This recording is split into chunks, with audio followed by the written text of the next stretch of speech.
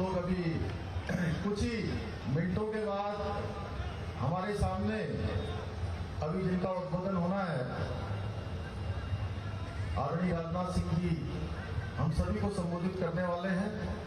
आप लोग मैं समझ रहा हूं कि बड़ी दूर दूर से आए हैं और कहीं कहीं पर ठंड भी पड़ी हुई है, कहीं बर्फ पड़ी हुई है, कहीं बारिश हो रही है, लेकिन आपका उत्साह यहाँ पर देखने लायक बनता है। इसलिए जोरदार आवाज से भारत माता की, भारत माता की, भारत माता की, राजनाथ सिंह जी जिंदाबाद, राजनाथ सिंह जी जिंदाबाद, राजनाथ सिंह जी जिंदाबाद, गंगा मैया की, गंगा मैया की, गंगा मैया की। आज विजय संकल्प यात्रा जो कि 1600 किलोमीटर यात्रा करने के बाद हम सबके आज इस भगवान काशी विश्वनाथ की नगरी में यहां पर इस समापन के अवसर पर हमारे बीच में आज मुख्य अतिथि के रूप में भारत सरकार के रक्षा मंत्री, पूर्व में भारत सरकार के गृह मंत्री, उत्तर प्रदेश के मुख्यमंत्री, भारतीय जनता पार्टी के राष्ट्रीय अध्यक्ष और बहुत सारे जिन्होंने दायित्वों का निर्वहन किया है, हम सबके खास तौर से जैसा अभी हमारे प्रदेश अध्यक्ष जी कह रहे थे, उत्तराखंड के लिए जिनका विशेष स्नेह है। और जब हमारा राज्य बन रहा था उस समय आप ही ने उत्तर प्रदेश से प्रस्ताव भारत सरकार को भेजा था। और मैं सच कहूं तो राजनीतिक क्षेत्र के अजात शत्रु जिनका केवल अपने दल में ही नहीं बल्कि दूसरे दलों में भी उतना ही सम्मान है जितना कि अपने दल में है, ऐसे हम सबके मार्गदर्शक, जिनका हमेशा मार्गदर्शन रहता है, जिनका आशीर्वाद हमेशा रहता है, आदरणीय राजनाथ सिंह जी, मैं चाहूंगा कि एक बार जोरदार तालियां बजाकर सभी लोग उनका, मैं उत्तराखंड की इस पवित्र धरती पर देवभूमि आगमन पर आप सबकी तरफ से हार्दिक स्वागत एवं अभिनंदन करता हूं।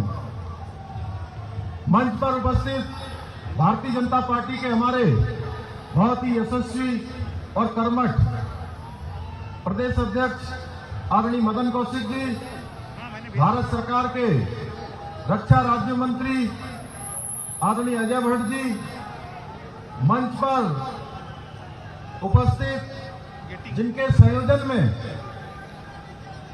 पूरी 70 के 70 विधानसभाओं में इस यात्रा का संयोजन हुआ है। अभी कुमाऊं मंडल की यात्रा हमारी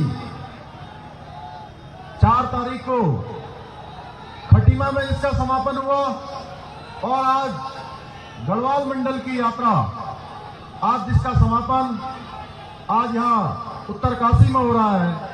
ऐसे हमारे वरिष्ठ नेता, यात्रा के संयोजक आदरणीय ज्योति प्रकाश गहलोत जी, हमारे यमुनोत्री क्षेत्र के लोकप्रिय विधायक आदरणीय केदार सिंह रावत जी, भारतीय जनता पार्टी के जिलाध्यक्ष भाई रमेश जी, ऐसे हमारे वरिष्ठ नेता, यात्रा के संयोजक आदरणीय ज्योति प्रकाश गहलोत जी, हमारे यमुनोत्री क्षेत्र के लोकप्रिय विधायक आदरणीय केदार सिंह रावत जी, भारतीय जनता पार्टी के जिलाध्यक्ष भाई रमेश जी, इस क्षेत्र की हमारी लोकप्रिय सांसद जो आप सब लोगों की पैरोकारी भारत सरकार में या राज्य सरकार में लगातार करती हैं, आदरणीय माला लक्ष्मी शाह जी, मंच पर उपस्थित यात्रा के संयोजक, सह संयोजक के नाते भाई बीरेन जी, भाई सुयाल जी, हमारे रमेश चौहान जी,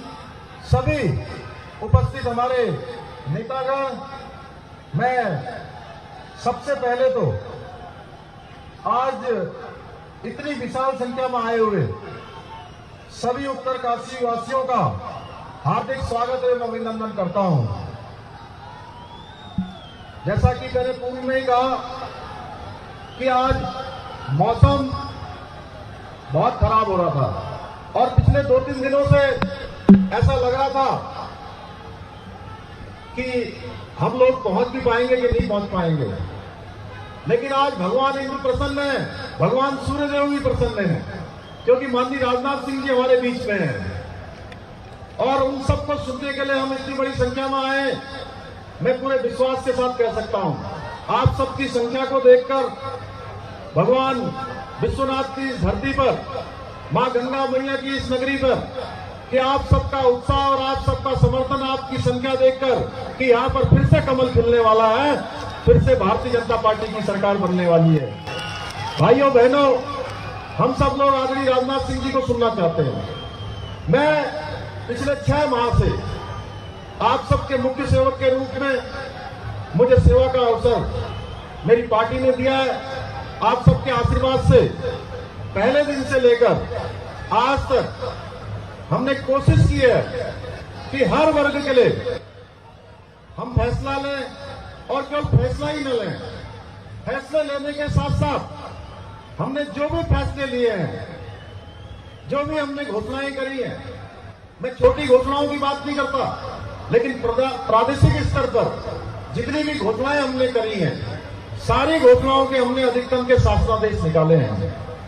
सबकी हमने वित्तीय स्वीकृति प्रदान की है, चाहे आज हमारी आशा बहनें हो, स्वास्थ्य के क्षेत्र में काम करने वाली, चाहे हमारी आंगनबाड़ी की बहनें हो, चाहे हमारे उपनल के कर्मचारी हो, चाहे जिन्होंने उत्तराखंड राज्य बनाने में अपनी सबसे महत्वपूर्ण भूमिका निभाई, चाहे हमारे उत्तराखंड के आंदोलनकारी हो, चाहे हमारे टीआरडी के जवान हो, चाहे भोजन माताएं हो, चाहे हमने नए खिलाड़ी भाइयों के लिए नई खेल नीति लाने का मामला हो, हर क्षेत्र में हमने केवल घोषणाएं नहीं करी, उन घोषणाओं के साथ साथ हमने उनके सबके शासनादेश भी निकाले हैं। भाइयों बहनों, मैं कहना चाहता हूं, मैं जहां भी जाता हूं मुझसे पत्रकार बंधु पूछते हैं, कहते हैं काम अच्छा कर रहे हो, लेकिन आपको थोड़ा समय कम मिला। अब इसमें मैं उनसे यही कहता हूं कि जितना समय मिला है, मैंने कोशिश करी है कि एक पल और एक क्षण आप सबको समर्पित करूं, अपने उत्तराखंड के 1,25,00,000 भाई बहनों को समर्पित करूं। हम नई खेल नीति लेकर आए और नई खेल नीति में हमने प्रावधान किया है कि हमारे यहां पर जो हमारे खिलाड़ी भाई जो खेलने के लिए जाते हैं, जब उनको पदक मिल जाता है, कोई वो अच्छा प्रदर्शन कर लेते हैं, तो पूरे देश भर से उनको पुरस्कार देने वालों की लाइन लग जाती है। लेकिन जब तक उनको पुरस्कार तक पहुंचने तक उनको तमाम कठिनाइयों का सामना करना पड़ता है, तमाम संघर्षों का सामना करना पड़ता है। हमने तय किया हमारी सरकार ने, हम नई खेल नीति में अब जो भी बच्चा जो योग्य होगा, जिसके अंदर योग्यता होगी, क्षमता होगी, आगे बढ़ने का एक हुनर होगा, अब उसको कोई रोक नहीं सकता। हमने सरकार की तरफ से ऐसी व्यवस्था कर दी है कि उसको खेलने जाने के लिए सारी व्यवस्था करेगा। हमने युवाओं के लिए पहले दिन से, जिस दिन मैंने 4 जुलाई 2021 को हमारी सरकार ने काम करना शुरू किया, मुझे मुख्य सेवक के रूप में जिस दिन से काम करने की जिम्मेदारी मिली, सबसे पहले हमने तय किया कि हमारे यहाँ पर 24,000 पद जो सरकारी नौकरियों के खाली हैं, हम उन सारे पदों को भरेंगे। और आज मुझे बताते हुए खुशी हो रही है कि सारे पदों पर भर्ती की प्रक्रिया बहुत तेजी से गतिमान है, बहुत तेजी से उसकी भर्ती प्रक्रिया चल रही है और रात के 12 बजे तक और 1 बजे तक भी आज लोक सेवा आयोग के कार्यालयों में काम चल रहा है। पहले दिन से हमने एक सरलीकरण का मंत्र दिया था, सारे विभागों को हमने निर्देशित किया कि हमारे अधिकारियों के पास, हमारे जिलों के अधिकारियों के पास अगर आप कोई काम लेकर जाएंगे तो उसका सरलीकरण होना चाहिए। हमने मंत्र दिया, सरलीकरण का मंत्र, समाधान का मंत्र और निस्तारीकरण का मंत्र। इन 3 मंत्रों के आधार पर हमने काम करना शुरू किया। आज मुझे बताते हुए खुशी हो रही है कि चुनाव आचार संहिता अगले कुछ ही दिनों में लगने वाली है, लेकिन रात को चाहे 10 बजा होगा या 11 बजे होगा, हमारे मुख्य सचिव समेत सारे लोग अभी तक अपने दफ्तरों में काम कर रहे हैं। ये पहली बार हो रहा है, अन्यथा 1 महीने पहले, 2 महीने पहले सारे सचिवालय बंद हो जाया करते थे, सारे दफ्तरों में ढिलाई हो जाती थी। भाइयों बहनों, हमने हमारे नौजवान भाई, हमारी बहनें जिनको परीक्षाओं में पिछले कोरोना महामारी के कारण से शामिल होने का अवसर नहीं मिला, उनके लिए हमने तय किया कि 1 साल हम आयु सीमा बढ़ाएंगे, और हमने 1 साल आयु सीमा बढ़ाई है। इसके साथ साथ जितने भी आवेदन पत्र भरे जाने हैं, जितनी भी प्रतियोगी परीक्षाएं होनी है, उन सारी प्रतियोगी परीक्षाओं के हमने ये तय किया, हमारी सरकार ने तय किया कि हम उनसे कोई आवेदन शुल्क नहीं लेंगे, सारा का सारा हमने निःशुल्क किया है। इसी प्रकार से एनडीए और सीडीएस की परीक्षा में जो भाई बहन लोक सेवा आयोग की परीक्षा में, सिविल सर्विसेज की परीक्षा में, हमारे अधीनस्थ सेवा चयन की परीक्षा में जो भी इस परीक्षा के प्रारंभिक परीक्षा को पास कर लेंगे, उसके बाद उनको कोचिंग करने के लिए, अपने किताबों के लिए, अपनी तैयारी करने के लिए अब उनको कहीं देखना नहीं पड़ेगा। उनके लिए हमने व्यवस्था की है कि 50,000 रुपए सरकार की तरफ से हमारी सरकार उनके लिए व्यवस्था करेगी। ऐसे बहुत सारे काम अभी हमने कल की कैबिनेट में हमारे जो सफाई कर्मचारी थे, उन सफाई कर्मचारी भाइयों का हमने 500 रुपए पर डे का जो है मानदेय बढ़ाने का हमने फैसला किया है। इसी प्रकार से हमारे शिक्षा मित्रों का हमने महीने का जो उनको 15,000 मानदेय मिलता था, उस मानदेय को 20,000 रुपए करने का निर्णय लिया है। पहली कैबिनेट में हमने अतिथि शिक्षकों के लिए 15,000 से 25,000 करने का निर्णय लिया। आप पिछले साल जो हमारी 4 धाम यात्रा नहीं चल पाई, उस 4 धाम यात्रा से मैं जानता हूं मेरे उत्तरकाशी के भाई बहन भी बहुत बुरी तरह से प्रभावित हुए थे, उनके ऊपर भी उसकी मार पड़ी थी। इसलिए हमने एक 200 करोड़ रुपए का पैकेज पर्यटन और परिवहन के क्षेत्र में काम करने वालों के लिए हमने घोषित किया था, और केवल ये घोषित ही नहीं किया, सबके डीबीटी के माध्यम से उनके खातों में हमने पैसा डालने का काम किया है। लगातार पैसे जा रहे हैं स्वास्थ्य के क्षेत्र में काम करने वालों के लिए। कोरोना महामारी के समय में, इस समय में सरकार के सामने भी बहुत दिक्कत है, बहुत सारे रेवेन्यू के जो स्रोत हैं वो बंद हो गए हैं या कम हो गए हैं, लेकिन उसके बाद भी हमने तय किया कि हमारी सरकार आप सबके सहयोगी के रूप में, आपके साझेदार के रूप में आगे आएगी, और हमने 205 करोड़ रुपए का पैकेज जो है स्वास्थ्य के क्षेत्र में काम करने वाले, चाहे आशा हो, आंगनबाड़ी हो, हमारी जो है हेल्थ वर्कर हो, फार्मासिस्ट हो, डॉक्टर हो, उन सभी के लिए घोषित किया है। इसी प्रकार से जो मैं देख रहा हूं, इसमें हमारी मातृशक्ति में जहां भी जाता हूं बहुत बड़ी संख्या में हमारी माताएं बहनें आती हैं, और सब जगह मुझे धन्यवाद करती हैं। जो स्वयं सहायता समूह के माध्यम से काम करती हैं, हमारे आजीविका मिशन के तहत काम करती हैं, ग्राम संगठनों के स्तर पर काम करती हैं, उनके लिए हमने 119 करोड़ रुपए का पैकेज हमने उसके लिए घोषित किया है। भाइयों बहनों, अभी पिछले दिनों मुझे बताते हुए खुशी हो रही है कि मुख्य सेवक के रूप में काम करते हुए पहले दिन हमने 15 अगस्त 2021 को मैंने घोषणा की थी कि पूरे उत्तराखंड के अंदर जो 10वीं और 12वीं में पढ़ने वाले हमारे छात्र और छात्राएं और महाविद्यालयों में पढ़ने वाले जो हमारे छात्र हैं, उन सभी छात्रों को हम मुफ्त में टैबलेट देने का काम करेंगे। हमने डीबीटी के माध्यम से 2,65,000 छात्र छात्राओं को टैबलेट देने की प्रक्रिया में 12,000 रुपए की धनराशि देने का काम शुरू कर दिया है। भाइयों बहनों, आपके सामने अब ऐसे लोग भी आएंगे। मैंने आपको कुछ चीजें बताई है क्योंकि हम आदरणीय राजनाथ सिंह जी को सुनना चाहते हैं, और मैं देख रहा हूं अभी लंबी लंबी कतार लगी हुई है। इससे बहुत ज्यादा कहूंगा, बहुत सारा मुझे मेरे पास बताने के लिए है। आप सब लोग जानते हैं, हमारे भाव में है कि हम सेवा करना चाहते हैं, हम काम करना चाहते हैं, और साथ ही साथ उत्तराखंड को आगे ले जाना चाहते हैं। हमने तय किया है कि जब हम उत्तराखंड राज्य का रजत जयंती वर्ष मना रहे होंगे, यानी कि 2025 हमारा जब रजत जयंती वर्ष मनाया जा रहा होगा, उसके लिए हमने बहुत सारे कार्यक्रम शुरू किए। सारे विभागों को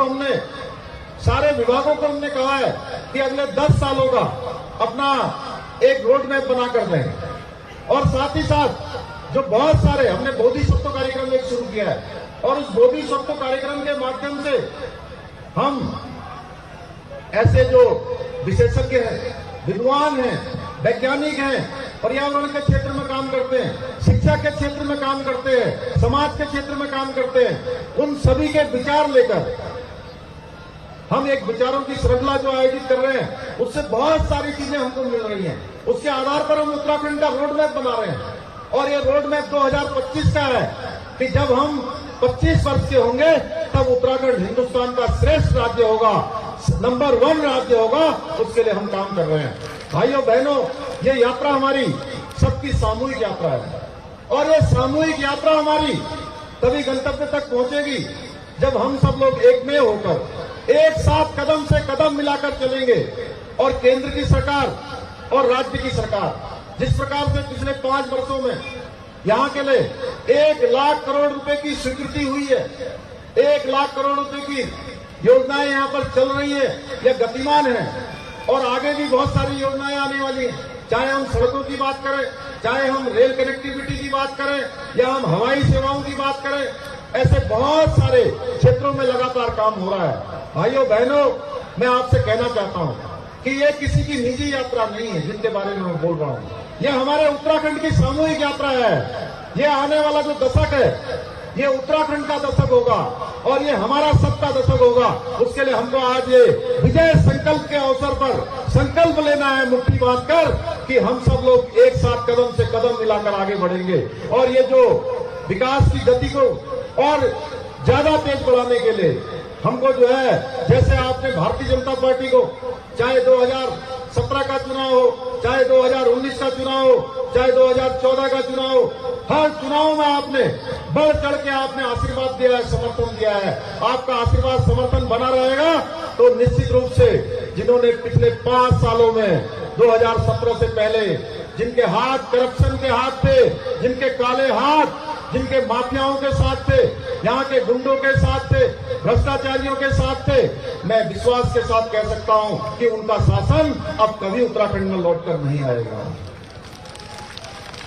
भाइयों बहनों, आज राजनाथ सिंह जी की उपस्थिति में मैं यही कह सकता हूं कि आशाओं का दीप हमें कोने कोने में यूं ही जलाना है। आशाओं का दीप हमें कोने कोने में यूं ही जलाना है।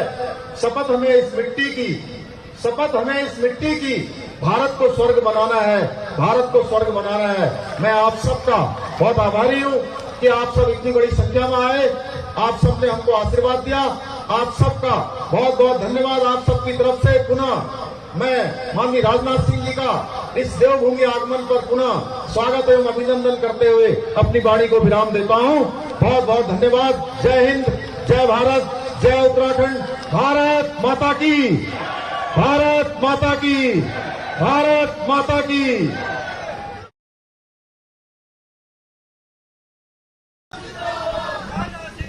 हमारे उत्तराखंड के यशस्वी मुख्यमंत्री जिन्होंने 6 महीने में सचमुच उत्तराखंड में करिश्माई काम किया है और एक करिश्माई काम की बात मैं इसलिए कह रहा हूं कि बहनों भाइयों, उत्तर प्रदेश का मुख्यमंत्री मैं भी रह चुका हूं। मैं तो कल्पना भी नहीं कर सकता कि 6 महीने के अंदर कोई व्यक्ति इतने फैसले कर सकता है। मैं उत्तराखंड की जनता से अपील करना चाहता हूं, बहनों भाइयों, नीयत और ईमान की कसौटी पर किसी को कसा जाना चाहिए। केवल घोषणा ही नहीं की है बल्कि उस पर अमल भी किया है।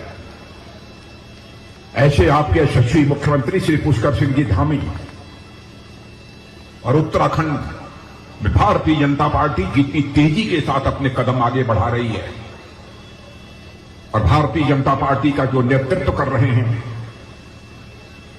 उत्तराखंड सरकार के पूर्व मंत्री और भारतीय जनता पार्टी के प्रदेश अध्यक्ष श्री मदन जी कौशिक, सादगी और सरलता की मिसाल और हमारे साथ हमारे सहयोगी के रूप में, हमारे मित्र के रूप में रक्षा राज्य मंत्री की जो भूमिका निभा रहे हैं और भारतीय जनता पार्टी के भी जो प्रदेश अध्यक्ष रह चुके हैं, ऐसे श्रीमान अजय जी भट्ट और हमारी आदरणीय सांसद जिनका परिचय कराने की मैं समझता हूं आवश्यकता नहीं है, श्रीमती माला राजलक्ष्मी शाह जी, श्री ज्योति प्रसाद जी गौराला इस यात्रा के संयोजक, श्री वीरेंद्र सिंह जी सह संयोजक, श्रीमती नीरू देवी प्रदेश मंत्री प्रभारी उत्तरकाशी, श्री केदार सिंह जी रावत। केदार सिंह जी रावत हमारे बहुत ही पुराने मित्रों में,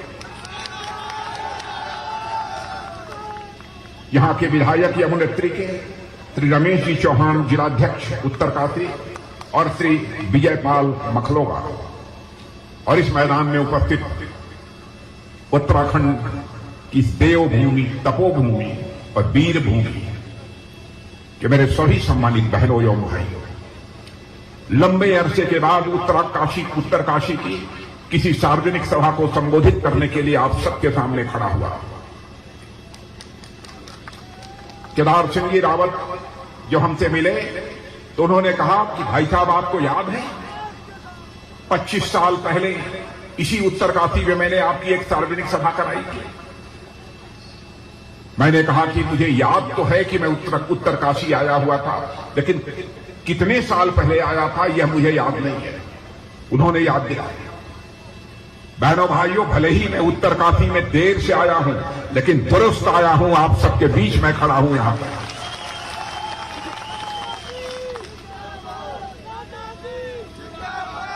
हम हिंदुस्तान में जहां भी रहे हों, जिस भी जिम्मेदारी का हमने निर्वाह किया हो, बहनों भाइयों, उत्तराखंड के प्रति जो हम लोगों के दिल में एक सम्मान है,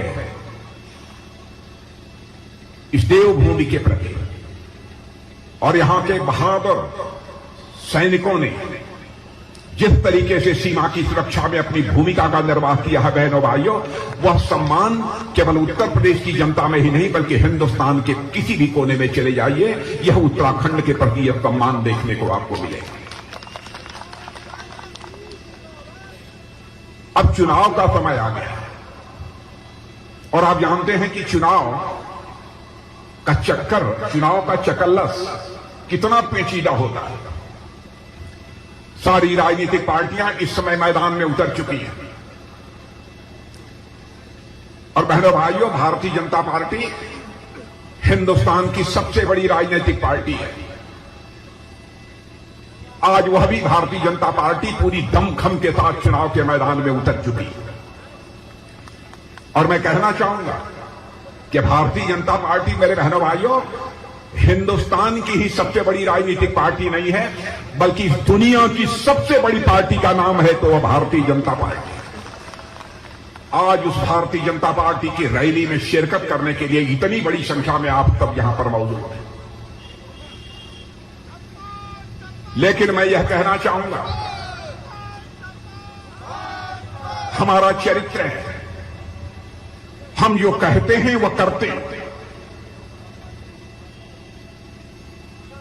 जब से भारत आजाद हुआ है, आपने देखा होगा, आपके बीच भी बहुत सारे राजनीतिक पार्टियों के नेता आए होंगे, तरह तरह के आपको आश्वासन दिए होंगे, वादे किए होंगे।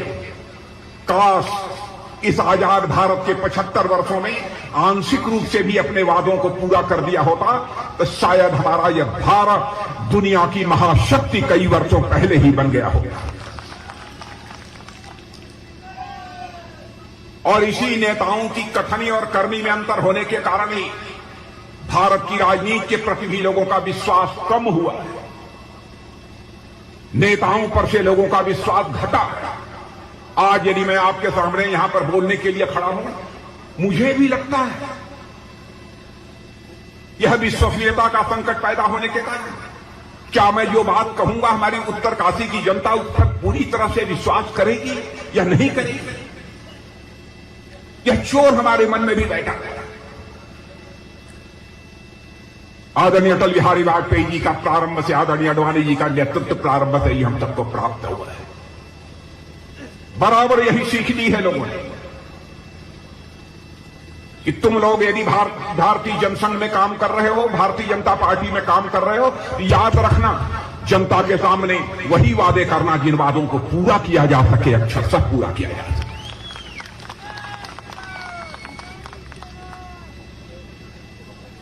बहुत ज्यादा पीछे तो आपको नहीं ले जाना चाहूंगा, लेकिन 2014 से लेकर अब तक 7.5 वर्ष हो गए केंद्र में हमारी सरकार को काम करते हुए, हमारे यशस्वी प्रधानमंत्री आदरणीय नरेंद्र मोदी के नेतृत्व में। भले ही हमारा कोई विरोधी क्यों न हो, इस सच्चाई को उसे स्वीकार करना पड़ेगा। बहनों भाइयों, इन 7.5 वर्षों में अंतर्राष्ट्रीय जगत में भारत की साख बढ़ी है, भारत की प्रतिष्ठा बढ़ी है, भारत का मस्तक ऊंचा हुआ है। आपके उत्तराखंड के भी बहुत सारे लोग दुनिया के दूसरे देशों में जाते होंगे, कुछ लोग पढ़ाई लिखाई करने जाते होंगे, कुछ सैर सपाटा करने जाते होंगे। उनको इस बात की जानकारी होगी, आज के कुछ वर्ष पहले भारत को अंतर्राष्ट्रीय मंच पर जिस गंभीरतापूर्वक लिया जाना चाहिए, लोग गंभीरतापूर्वक नहीं लेते। लेकिन आज आप मेरे उत्तराखंड इस वीर भूमि के रहने वाले बहनों भाइयों, सीना ठोक कर कह सकते हो कि आज उस भारत के नागरिक हो कि अंतर्राष्ट्रीय मंचों पर आज भारत यदि कोई बात बोलता है तो दुनिया गंभीरतापूर्वक सुनती है और उस पर अमल करने की कोशिश करती है। योगा या आपकी देन है, उत्तराखंड जैसी इस तपोभूमि की देन है योगा। क्या कल्पना कोई कर सकता? कोई ऐसा भी भारत मां का लाल पैदा होगा कि हमारी योगा की पद्धति को सारी दुनिया में जन जन तक पहुंचाने में कामयाबी हासिल कर लेगा। संयुक्त राष्ट्र संघ में जाकर जिस तरीके से हमारे प्रधानमंत्री नरेंद्र मोदी जी ने योगा का बखान किया, यह योग भारत का है, भारत के ऋषियों और मनीषियों की देन है हमारी योगा। इससे क्या क्या लाभ होते हैं सारे विश्व ने इसे स्वीकार कर लिया। 178 देशों का समर्थन हमको संयुक्त राष्ट्र संघ में प्राप्त। क्या इस प्रकार का करिश्मा कभी आपने संयुक्त राष्ट्र संघ में देखा था? इसीलिए मैं कह रहा हूं, अंतर्राष्ट्रीय जगत में भारत की प्रतिष्ठा बहुत बड़ी है। दमखम के साथ आज हम अंतर्राष्ट्रीय जगत में खड़े हैं और जो कहते हैं वो करते हैं, जैसा मैंने कहा।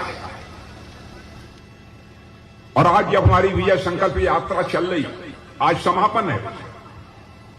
बहन भाइयों, विजय संकल्प यात्रा केवल इसलिए नहीं है कि हम आपसे वोट मांगे, वोट दीजिए, वोट दीजिए।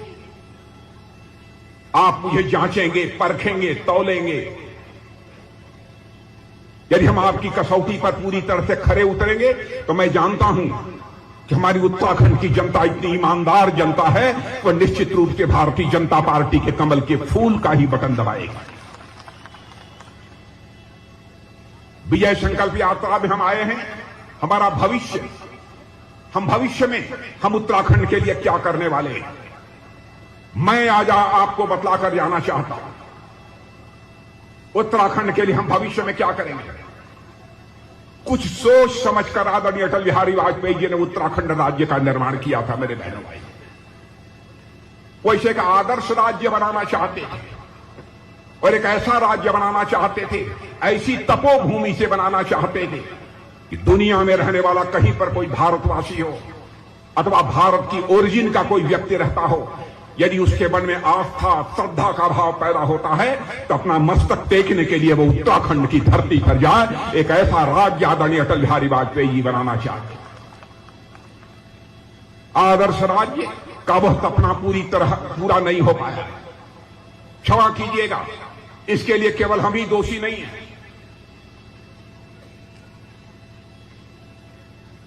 कोई कह दे कि साहब आपको तो हमने 5 साल का समय दिया, 5 साल में कभी आदर्श राज्य नहीं बन सकता। बहनों भाइयों, जो कहता है झूठ बोलता। 5 साल में हमने जो कुछ भी किया है, आपने समय दिया। मैं आपको यकीन दिलाता हूं कि 5 साल का और समय दे दीजिए, उत्तराखंड एक आदर्श राज्य बनकर रहेगा। दुनिया की कोई ताकत हमें रोक नहीं सकती है। और यह बात मैं केवल अपने दमखम के आधार पर नहीं बोल रहा हूं, हमारे प्रधानमंत्री के दिल में इस उत्तराखंड को बनाने, आदर्श राज्य बनाने की एक तड़पण है, तीस है, उसे हमने देखा। केदारनाथ क्या हालत थी उस प्राकृतिक आपदा के बाद। हमारा ही प्रधानमंत्री साहब से रहा नहीं गया। उसने कहा कि इस केदारनाथ, इस भूमि, जो वह स्थान है, एक नए स्वरूप में दिखना चाहिए ताकि दुनिया के दूसरे देशों के से आने वाले लोगों के लिए भी एक आकर्षण का केंद्र बने। लेकिन हमारे यहां के कांग्रेस के एक पूर्व मुख्यमंत्री हैं, बड़े सीनियर नेता हैं, वह कहते हैं साहब ये नरेंद्र मोदी, भैया एक मिनट, ये नरेंद्र मोदी मार्केटिंग करने के लिए उत्तराखंड में आ गया। बहनों भाइयों, मैं पूछना चाहता हूं, क्या हमारा प्रधानमंत्री मार्केटिंग करने के लिए यहां आता है?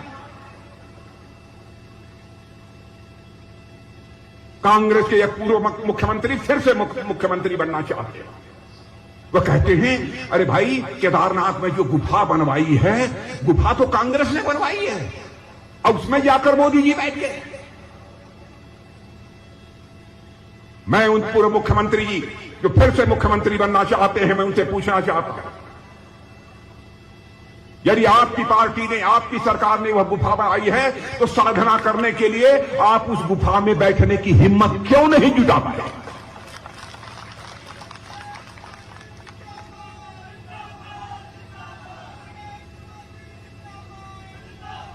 किसी पर आरोप लगाने के पहले 4 बार सोचना चाहिए। और भी देश के प्रधानमंत्री के संबंध में, बहनों भाइयों, अपनी जिंदगी में भले ही कोई कांग्रेस का प्रधानमंत्री क्यों न रहा हो, मैंने अनर्गल आरोप किसी के ऊपर नहीं लगाया है, चाहे वह राजीव गांधी रहे हों, इंदिरा गांधी रही हो, पंडित जवाहरलाल नेहरू रहे हों, चाहे हमारे डॉक्टर मनमोहन सिंह जी रहे हों, देवगौड़ा जी रहे हों। मैं यह मानता हूं, प्रधानमंत्री प्रधानमंत्री होता है, वह व्यक्ति नहीं है, वह संस्था है। सभी के द्वारा उसका सम्मान किया जाना चाहिए।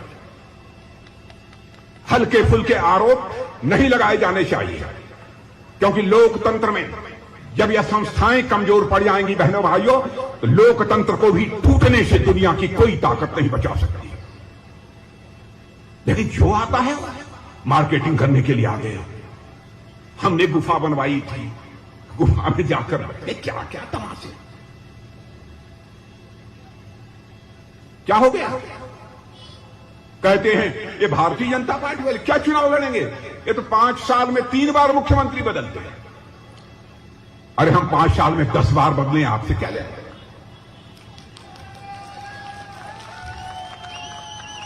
हम 5 साल में 10 बार बदले। और बहनों भाइयों, यदि हमने आपसे वादा किया होता, यदि किसी को प्रोजेक्ट करके हम इसको मुख्यमंत्री बनाएंगे, प्रोजेक्ट करके यदि हमने चुनाव लड़ा होता, तो हम 5 वर्ष में एक भी मुख्यमंत्री न बदलते। पार्टी ने चुनाव लड़ा, पार्टी का यह अंदरूनी मामला था। हमको जब लगा तो पार्टी ने फैसला किया और मुख्यमंत्री बदल दिया। हमारा कोई भी मुख्यमंत्री बुरा नहीं था, चाहे हमारे त्रिवेंद्र सिंह रावत रहे हों, चाहे तीरथ सिंह रावत रहे हों। बड़ी पार्टी होती है, उसको कई चीजों को सोच विचार कर फैसले करने पड़ते हैं, किसको कहां संगठन में लगाना, किसको संसद में भूमिका निभानी है, किसको किस रूप में क्या काम करना है, कब क्या जरूरत पड़ जाए किसी की, यह सब सोच समझ कर फैसले लेने पड़ते हैं। इसलिए हम लोगों ने बदल दिया। लेकिन आपके यहां क्या है? धरते झांपी बवंडर, पता नहीं यहां कहावत यह प्रचलित है कि नहीं। चुनाव शुरू नहीं हुआ कि कांग्रेस में मारामारी शुरू, आप क्या चुनाव लड़ेंगे? अरे आप अपने यहां देखिए, आपकी पार्टी को चाहिए अपने गिरेबान में आपकी पार्टी झांक कर देखे। मैं किसी व्यक्ति की बात नहीं करता, आपकी पार्टी अपने गिरेबान में झांक कर देखे। और बहनों भाइयों, हमारी पार्टी विचारधारा की पार्टी है। चाहे अटल जी प्रधानमंत्री रहे हों, चाहे हमारे मोदी जी प्रधानमंत्री हैं, चाहे कोई भी भारतीय जनता पार्टी का प्रधानमंत्री बन जाए, जिस विचारधारा को भारत की राजनीति में स्वीकार करके हमने अपने कदम आगे बढ़ाए हैं, बहनों भाइयों, चाहे पहाड़ टूट पड़े, हम अपनी विचारधारा से 1 इंच भी डिगेंगे नहीं। और यही वसूलों के प्रति, विचारधारा के प्रति हमारी प्रतिबद्धता है। हम कहते रहे हम आएंगे, अयोध्या की धरती पर भव्य मंदिर बनाएंगे।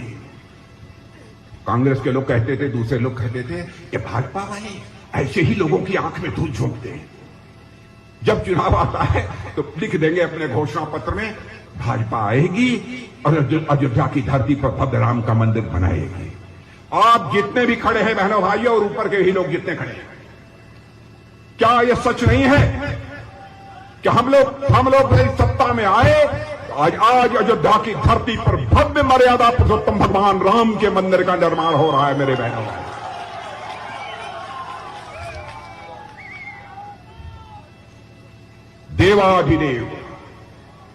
देवाधिदेव काशी विश्वनाथ, बाबा विश्वनाथ की यह भी धरती है, और जिस काशी से मैं आता हूं वह भी बाबा विश्वनाथ की धरती है। बहनों भाइयों, औरंगजेब ने जिस तरीके से काशी के विश्वनाथ मंदिर को तोड़ा था, या तो अहिल्याबाई होलकर ने उसका कुछ निर्माण कराया, नहीं तो आजाद भारत ही नहीं, विगत 200-300 वर्षों में आज उसको भव्य स्वरूप उसको देकर और विश्वनाथ कॉरिडोर को राष्ट्र को समर्पित करने का काम किसी भारत माता के सपूत ने किया है, तो भारत माता के सपूत का नाम है नरेंद्र भाई मोदी।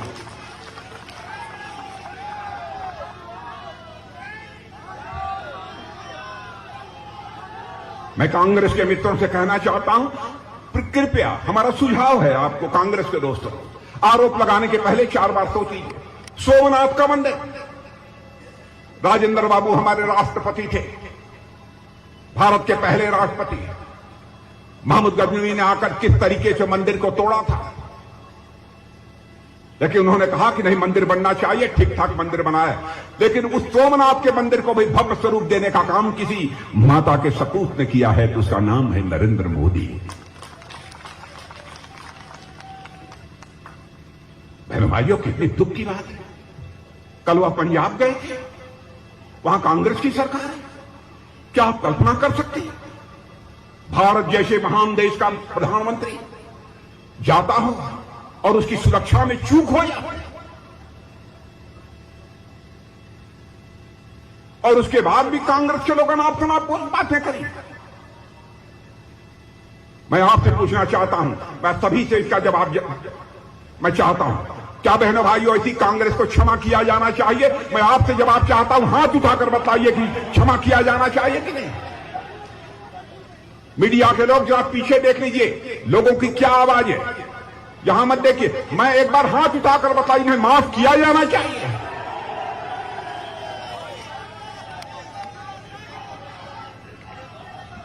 मैं ऊपर खड़े हुए लोगों से कहना चाहता हूं, प्रधानमंत्री देश का प्रतिनिधित्व करता है, यदि उसके सुरक्षा के साथ चूक होती है, आप बहनों भाइयों से पूछना चाहता हूं, क्या उसे क्षमा किया जाना चाहिए उस राजनीतिक पार्टी को?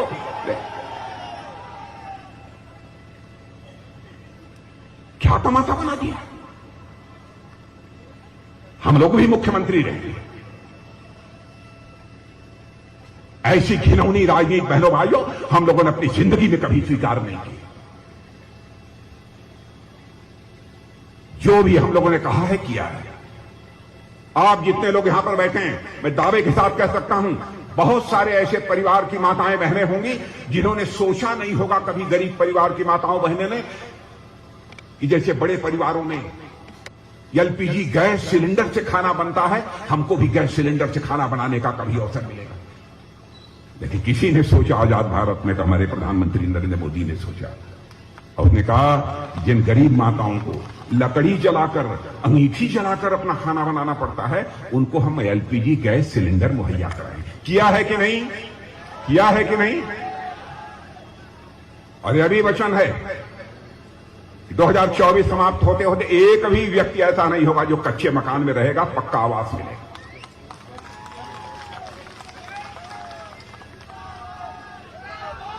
तीन चौथाई से अधिक काम पूरा हो चुका है। और उत्तराखंडवासी, मैं जानता हूं पर्वत की चोटियों पर भी लोग रहते हैं। हम लोगों की कोशिश यह है 2024 समाप्त होते होते या 2025 तक ऐसे हालात पैदा कर दिए जाएं, किसी भी घर की माता बहन को हंडी लेकर या पानी का बर्तन लेकर सिर पर रखकर पानी का बर्तन उसे अपने घर में पानी न लाना पड़े, बल्कि हर घर में नल पहुंच जाए और उसे नल के माध्यम से जल प्राप्त हो। और मैं केवल आपको स्वप्न नहीं दिखा रहा हूं, इसका पता लगा लीजिए यह काम हो रहा है कि नहीं हो रहा है।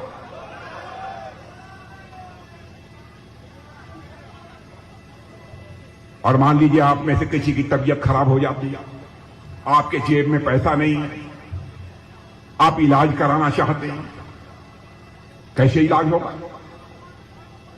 एक योजना हम लोगों ने चलाई है, आयुष्मान भारत। कान खोलकर सुन लीजिए, आप आयुष्मान भारत का कार्ड प्राप्त कीजिए। यहां के मैं विधायकों से भी कहूंगा, सांसद जी से भी कहूंगा, इसका पता लगाइए, कार्ड दीजिए।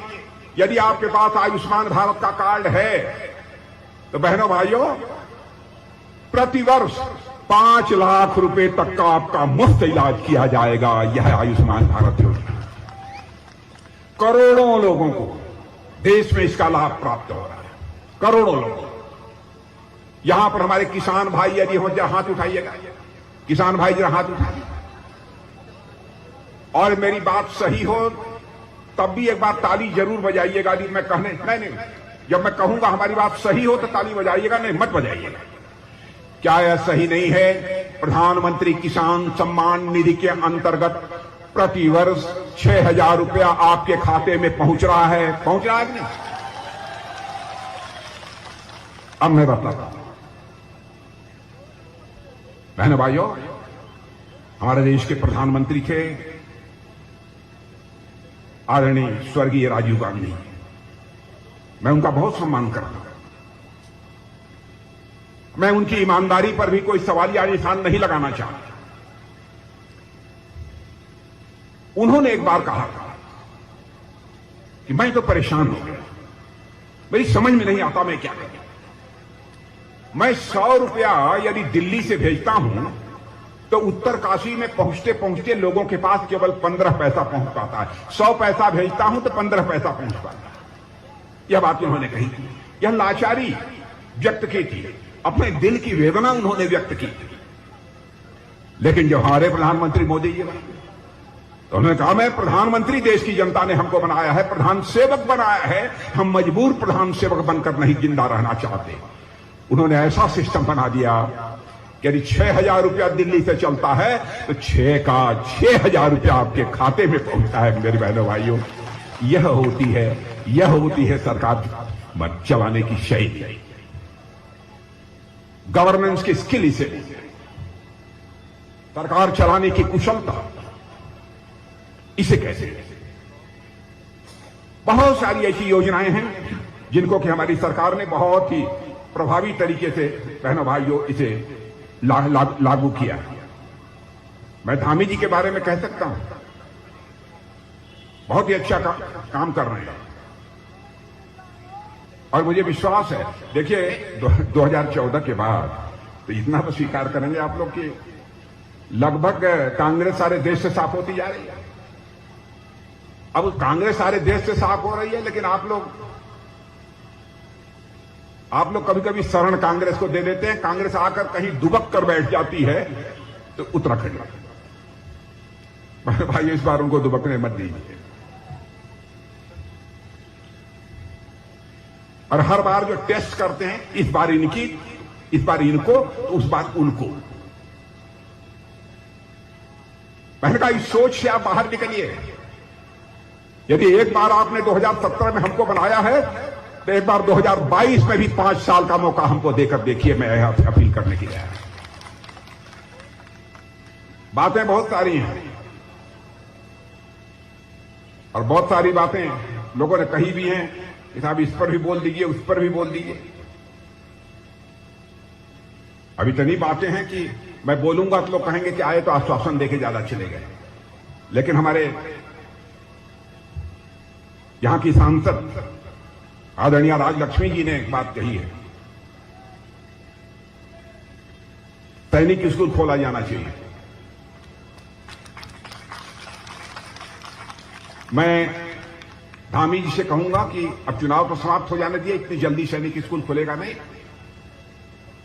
प्राइवेट संस्था भी यदि कोई सैनिक स्कूल चलाना चाहती है, क्यों भट्टिए, कोई यदि चलाना नहीं चाहता तो उसकी हम मान्यता देंगे, नहीं तो मैं कोशिश करूंगा। देखिए, मैं अभी पूरा वचन नहीं दे रहा हूं, सैनिक स्कूल चलना चाहिए, इससे मैं सहमत हूं। कोई प्राइवेट हो तो सरकारी, उसके लिए जो भी मान्यता, जो भी सारी अन्य सुविधाएं मिलनी चाहिए सरकार के द्वारा हम देंगे। लेकिन ये सरकारी सैनिक स्कूल खोलना है तो धामी जी एक बार चुनाव हो जाने के बाद सैनिक स्कूल के लिए सरकार की तरफ से भारत सरकार को एक प्रस्ताव भेज दें, यह मैं उनसे अनुरोध करना चाहता हूं। हम निश्चित रूप से उस पर गंभीरतापूर्वक विचार करें। और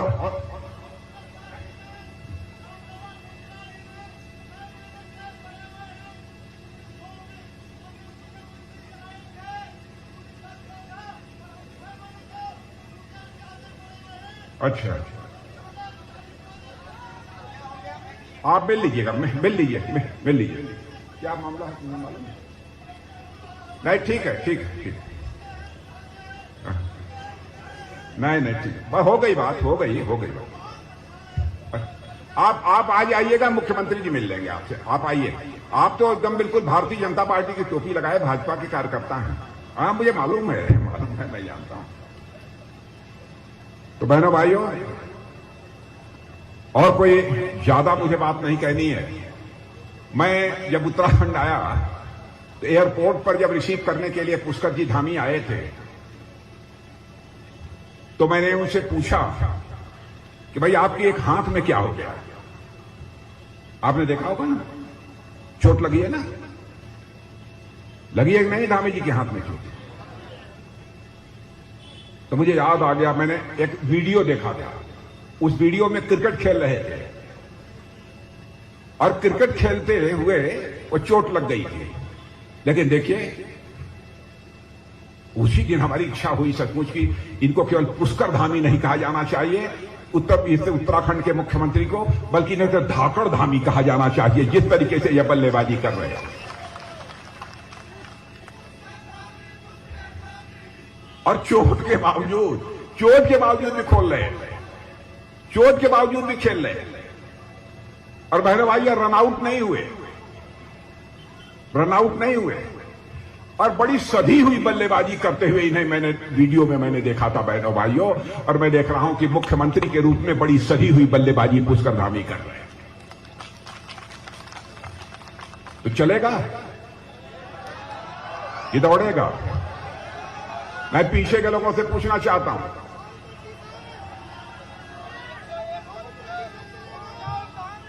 बहनों भाइयों, आपका समर्थन मिलना चाहिए। मैं बहुत ही विनम्रतापूर्वक शीश झुकाकर मैं आपका समर्थन चाहता हूं। हां, इतना मैं यकीन आपको दिलाकर जाना चाहता हूं कि बहनों भाइयों, आपका मस्तक किसी भी सूरत में झुकने नहीं देंगे। आपका मस्तक किसी भी सूरत में झुकने नहीं देंगे। आपने देखा हमारे जम्मू और कश्मीर में पुलवामा कांड हुआ, उरी कांड हुआ। पाकिस्तान ने आतंकवादियों को भेज दिया और हमारे कुछ सुरक्षा के जवानों की उन्होंने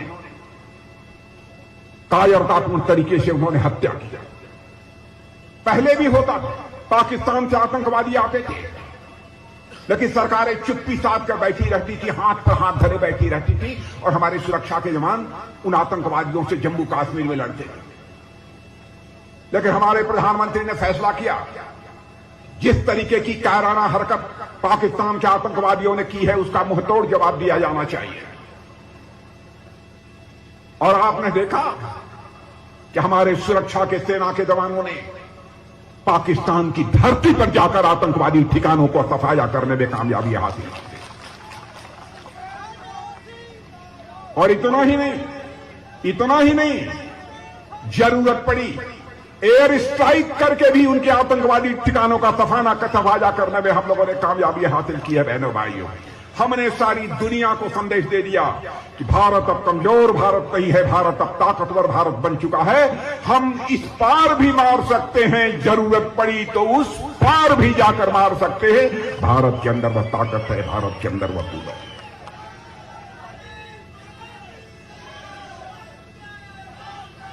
और जितने भी पड़ोसी देश हैं मैं कहना चाहूंगा, सारे पड़ोसी देशों के साथ ही नहीं सभी देशों के साथ हम अच्छे रिश्ते बनाकर रखना चाहते हैं। और मैं तो कभी भूल ही नहीं सकता, हमारे प्रधानमंत्री जी भी बराबर चर्चा करते हैं।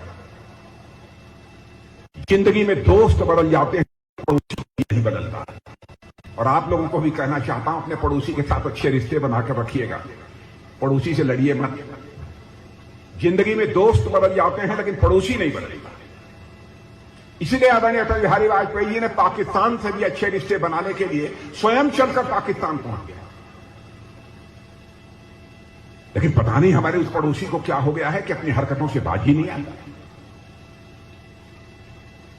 लेकिन इतना मानकर चलिए, बाज तो आना ही पड़ेगा बहनों भाइयों, बाज तो आना ही पड़ेगा। और बराबर जम्मू कश्मीर के सवाल को जिंदा रखना चाहता है। अब हम लोगों ने धारा 370 समाप्त कर दी, जिसके अंतर्गत जम्मू कश्मीर को विशेष दर्जा प्राप्त था, विशेष दर्जा प्राप्त था। यानी वहां का जो बाहर से कोई गया तो जम्मू कश्मीर में जमीन नहीं खरीद सकता। अन्य भी बहुत सारे ऐसे अधिकार थे जिनसे वो वंचित था। जो पहले उधर जम्मू के पीओके से आए हुए थे भारत में, उनको नागरिकता तक नहीं मिलती, अनुसूचित वर्ग को आरक्षण नहीं मिलता था, आदिवासियों को आरक्षण नहीं मिलता था, कुछ भी नहीं होता, पिछड़े वर्ग को आरक्षण नहीं मिलता। हम लोगों ने 1951 में कहा था, जब पंडित श्यामा प्रसाद जी मुखर्जी थे भारतीय जनसंघ के अध्यक्ष, जिस दिन हमारी सरकार बन जाएगी, जम्मू कश्मीर को जिस धारा 370 के अंतर्गत विशेष दर्जा प्राप्त है, हम उसको चुटकी बजाकर समाप्त कर देंगे।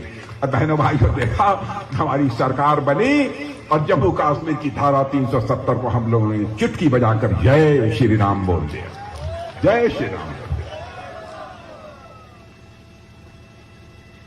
यह है हमारी विश्वसनीयता की सबसे बड़ी ताकत, और यह उत्तराखंड में भी कायम रहेगा, आपको यकीन दिलाता हूं।